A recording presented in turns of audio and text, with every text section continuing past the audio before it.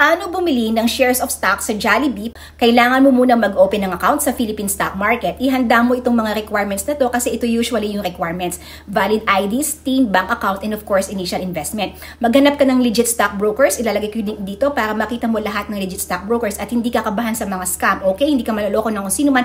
Basta tandaan mo, ikaw ang maghahawak ng funds mo, ikaw ang magbamanage, ikaw ang magbabuy and sell. Ang maganda sa pag-i-invest sa Philippine Stock Market ay pwede kang kumita over the long term through capital appreciation.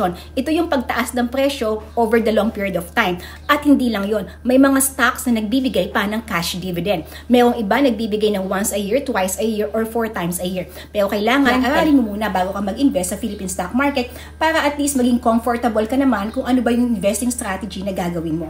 At hindi ka kabahan sa investment mo pag alam mo ang ginagawa mo. Tamang-tama, magkakaroon ako ng free live online training or webinar.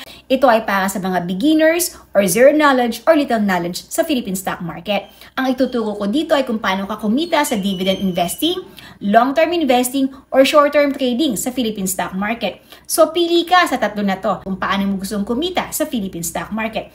Online po ito. Ilalagay ko yung link dito at sa comment section, mag-register ka na.